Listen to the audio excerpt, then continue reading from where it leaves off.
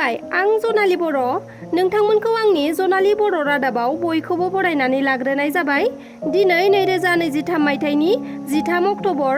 नोंथांमोननि थाखाय आं गोदान खौरां लानानै फैदों। अन्नानै नोंथांमोना खौरांखौ जोबजासे नायलांगोन होनना मिजिंथिबाय। बिदिब्ला फैदो दानिया खौरांफोरखौ जागायदिनि। दिनैनि गिबि खौराङाव दङ सासे आइजोखौ गाननाय जोमनाय खुनानै लंथङै फासि होना दोनदों। खोनासंब्लानो गोजांस्रिउ मोननाय आरो गिथावना बे जाथाया गुबुनाव नङा। बे जाथाया जोंनि आसामावनो जादों। आसामनि धुबुरी जिल्लानि सापराव जादों बे जाथाया। सापरनि सागलकुटी गामिनि हाग्रा गेजेराव थानाय गंसे न', जेराव रावबो सुबुङानो थाया। बे न' सिंनिफ्राय बोखांनो हादों जि जोम गैयि लंथङै फासि फोनांनाय सासे आइजो, जाय थैनाय आइजोनि खुगा आरो आखाइया खाथेनायमोन।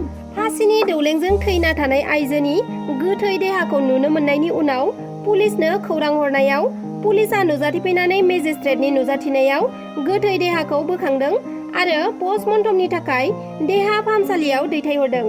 जिनाहारि खालामनानै बुथारनायनि सन्देह खालामनाय जादों आइजोखौ। थैनाय आइजोनि फिसाज्लाया फोरमायथिनाय बादिब्ला बिमाया हौवा थैखांनायनि 15 बोसोरनि उनाव गुबुन हौवाजों जुलि जादोंमोन आरो हाबा खालामग्रा नैथि हौवानि मुङा साहिदुल इस्लाममोन आरो बे बुथारनाय जाथायाव साहिदुल इस्लामनिनो आखाइ थानो हागौ होनना सन्देह खालामदों आरो बे जाथायनि सायाव गोख्रैनो नायबिजिरनाय जानांगौ आरो दायनिगिरिखौ साजा होनांगौ होननानैबो दाबि खालामदों बुथारजानाय आइजोनि फिसाज्लाया। गुवाहाटी नोगोरमानि सिङाव थानाय जालुकबारि ओनसोलाव आसाम पुलिसआ गोख्रों सिग्रोमनानै नंखाय रांजों लोगोसे जाथायाव लोब्बा थानाय सासे दायनिगिरिखौबो एरेस्ट खालामदों। हमजानाय दायनिगिरिखौ पुलिसफोरा स्रोदै खौरां मोनदोंमोन आरो खौरां मोननायनि उनाव सिग्रोमनानै दायनिगिरिखौ एरेस्ट खालामदों। आसाम पुलिसजों हमजानाय दायनिगिरिनि मुङा जाबाय मफिदुल इस्लाम, 29 बोसोर बैसोनि आरो बियो लखिमपुरनि सिङाव थानाय बिपुरियानि थागिबिमोन। पुलिस बिफाना खौरांगिरिखौ लाजि फोनांदों। आसामनि गिबि मन्थ्रिनाव सोंथि खालामनो थांनाय DY 365 नि सासे गागि खौरांगिरिखौ पुलिस बिफाना होबथानानै लाजि फोनांदों। मैयानि दिनाव चिरां जिल्लायाव डक्टर हिमन्त बिश्व शर्माया माखासे जौगाथायनि थाखाय मेलाव नुजाथिनानै खामानिफोरखौ बेखेवफैदोंमोन। बे समाव बङाइगावनि सासे गागि खौरांगिरि DY 365 नि बिउर' बिथाङा गिबि मन्थ्रिनाव सोंथि सोंनो थांनो नागिरदोंमोन, नाथाय बिथांखौ पुलिस बिफाना होबथादों। बिथाङा प्रुफनि गभर्नमेन्ट कार्ड दिन्थिदोंमोनब्लाबो बिथांखौ डक्टर हिमन्त बिश्व शर्मा बिथांनिसिम थांहोआखैमोन। बेबादि खालामनाया खौरांगिरिखौ लाजि फोनांनाय जादों होनना खौरांगिरि बिथांमोना बुंथिदों। मानोना खौरांगिरि बिथाङा गिबि मन्थ्रिनाव माबाफोर सोंथि दं नामा होननानै सोंनो थांदोंमोन। बेयावनो बिथांखौ पुलिस बिफाना होबथादों। आरो बेल' नङा, चिरां जिल्लानि खुंथायावनो 2.0 अरुणोदय आसनिनि राननाय हाबाफारियावबो VIPनि मोनसे नेमखान्थि बाहायनायावबो खौरांगिरि बिथांमोनखौ माखासेखौ थांहोनानै माखासेखौ होबथादों। बिनि अनगायैबो साननैसो सिगां बासुगावआवबो मिनिस्टारनि प्रग्राम जानाय समावबो रिपर्टार बिथांमोनहा लाजिनांनाय जाथाय जादों। दा बिथांमोना बेबादि खालामजानायनि जाहोनाव दुखु मोननाय फोरमायदों आरो लाजि फोनांजानाय जादों होनना गोख्रों सोंखारिदों। आरो लाजि फोनांजानाय जाथायखौ लानानै सावरायलायना मोजाङै डिसिसन लायाब्ला पुलिस बिफान आरो माखासे जौगाथायनि खामानिफोरखौ खौराङाव फोसावनाय जानाय नङा होनना थांखि लादों चिरां जिल्लानि खौरांगिरि बिथांमोनहा। आसामनि chief minister doctor Himanta Biswa Sharma बिथांनि जिउआ खैफोद गोनां जानानै फैदों। मैया पस्टार होना हेमन्त बिश्व शर्माखौ बुथारगोन एबा उरायहोगोन होनना पस्टारनि गेजेरजों बुंदों। बे पस्टारखौ कामरुप जिल्लानि हाजो ओनसोलाव एसामिस रावजों लिरनाय आखराव मोननो हादों। पस्टाराव ओरैबादि लिरना धमखि होदों, ओइ हिमन्त बिश्व शर्मा, नों आसामाव जाय खामानिफोरखौ मावबाय थादों, नों जोबोद गाज्रि खामानि मावनाय जादों। नों बेफोर खामानिखौ बन्द खालाम, नङाब्ला नोंखौ उरायहोगोन होननानै पस्टाराव लिरनायखौ नुनो मोनदों। बे पस्टारखौ लानानै आसामाव गोबां सावरायलायनायखौ नुनो मोनदों। नाथाय बे पस्टारखौ मा जाहोननि थाखाय सोर लिरदों बेखौ दासिमाव मिथिनो मोननाय जायाखै। इजराइल आरो पेलेस्टाइननि गेजेराव दावहा जानायजों थैनायनि सुबुं अनजिमाया गासै 3600सो जाबाय। भारत हादरनि मुंदांखा टिभि सिरियाल नागिननि एक्ट्रेस मधुरा नायकनि बिब' अरिया आरो बिनि फिसायाबो बुथारजाबाय, जेराव बिथांमोननि उन्दै उन्दै फिसाफोरनि मोखाङावनो बिब' आरो बिगुमैखौ बुथारनाय जादों होननानै मिथिहोदों बिथाङा। रिपर्टनि बादिब्ला इजराइल आरो पेलेस्टाइननि गेजेराव दावहा जानायाव थैनाय फ्राय 3600सोनि मादाव इजराइलनिया 1200सो आरो पेलेस्टाइननिया 900सो। बेनि अनगायैबो इजराइलनि आर्मिया फोरमायथिनाय बादिब्ला 1500सो हामास उदखारिफोरनि गोथै देहाखौ मोननो हानाय जादों, जायनाखि उदखारिफोरा इजराइलनि सिमाखौ सिफायनानै इजराइलाव हाबफैदोंमोन। बेयावनो गावलायलायनायाव इजराइलनि सिङावनो गासै 1500सो हामास उदखारिफोरनि गोथै देहाखौ मोननो हानाय जादों होननानै फोरमायथिदों। रिपर्टनि बादिब्ला पेलेस्टाइननि हामास उदखारिफोरा इजराइल हादराव गाग्लोबनायनि अनगायैबो सिरियानिफ्रायबो हामास उदखारि हानजायानो इजराइलाव गाग्लोबदों।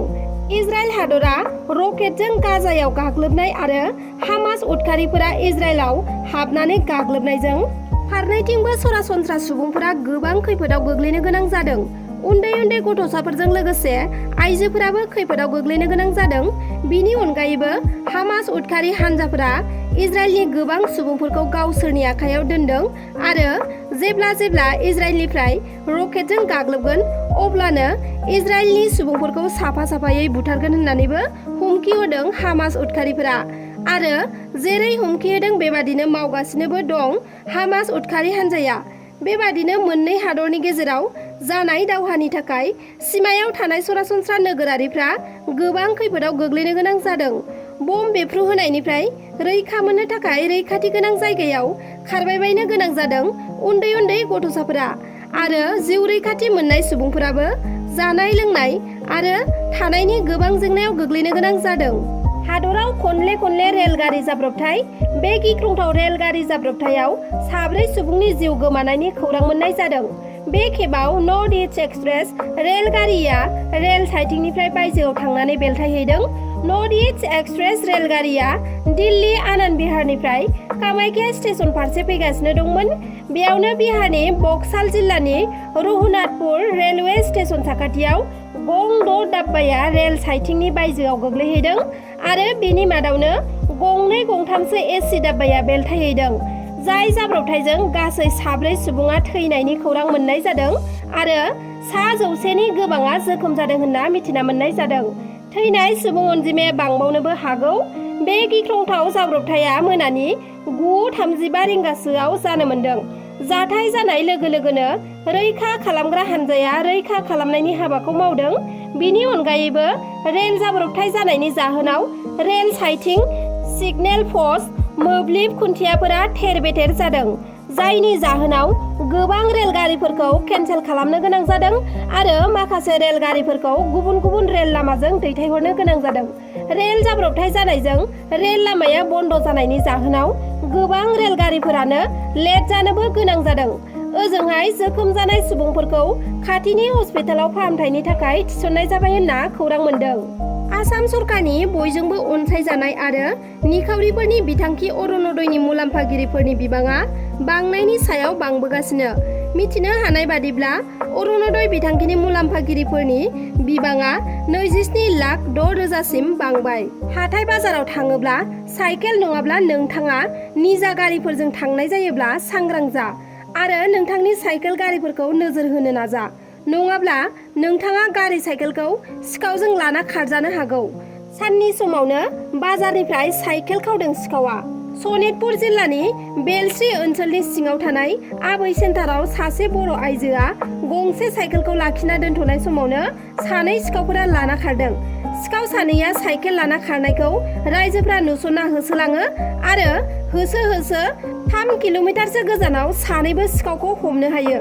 हमजानाय सिखावफोरखौ उदालगुरि जिल्लानि अरांनि नबुल बिसास आरो लसुन दैमारि होनना सिनायथिनो हादों। मख'नो गोनांदि बिसोर सिखावफोरजों लोगोसे गंसे टर्च आरो डेगार बायदिफोरखौ मोननो हादों। दिनैनि खौराङा बेखिनियानोमोन। नोंथांमोना आंनि खौरांखौ जोबजासे नायजोबलांनायनि थाखाय रोजा रोजा साबायखर थाबाय। आरो जुदि नोंथांमोना आंनि चेनेलखौ साबस्क्राइब खालामाखैब्ला अन्नानै साबस्क्राइब खालामनानै लादो। लोगोसे लाइक, शेयार, कमेन्ट खालामनो दाबाव। गोजोन्थों।